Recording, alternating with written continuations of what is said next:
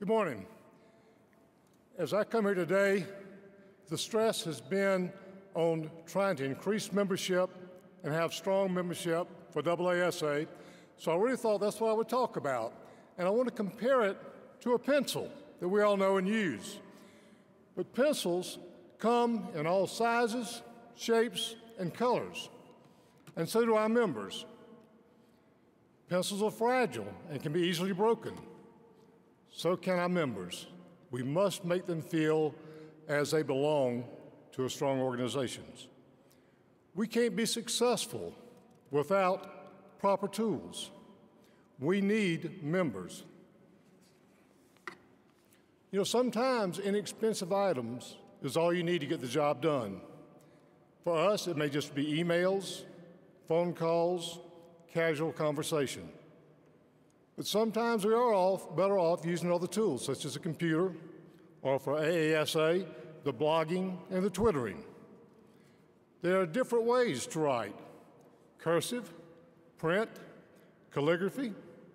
There are also different ways to serve. You know, pencils can easily erase their mistakes. But when we make mistakes with members, it's not so easy to regain their loyalty and commitment. But you know, sometimes we need to sharpen our pencils in order to write. Also, you as a member of AASA will experience a painful sharpening from time to time, but you will need it to become better. We call it professional development. No matter what condition, you must continue to write. You also must continue to be a part of AASA. Even though we have economic downturns and budget cuts, we must belong. I imagine that the school board members are still members of the National School Boards Association. Like a pencil, you can do many great things, but only with someone's guiding hand. For AASA, we call it mentoring. On every surface that you're used, you must leave your mark. We leave our mark on children, school systems, and also you leave your mark with AASA. And if your pencil doesn't have a point, then what good is it? And that's my point, that AA needs you, but you also need to reach out to your neighbor, your neighboring superintendent, and get him or her to join. Or perhaps your assistant superintendent, or that principal that aspires to be a superintendent. We need membership to become strong advocacy for public education. And let me close with a story.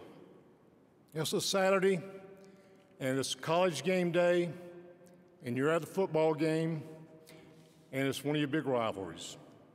Maybe it's Ohio State and Michigan, or maybe it's Oklahoma and Texas, Southern Cal, UCLA, Alabama, Auburn.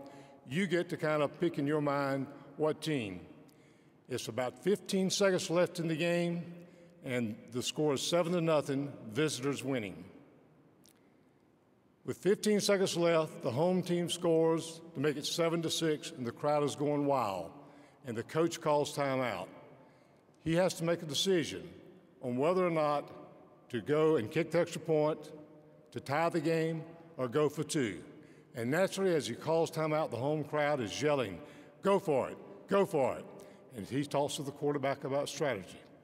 Well, I'm also not going to finish that story because you get to finish it.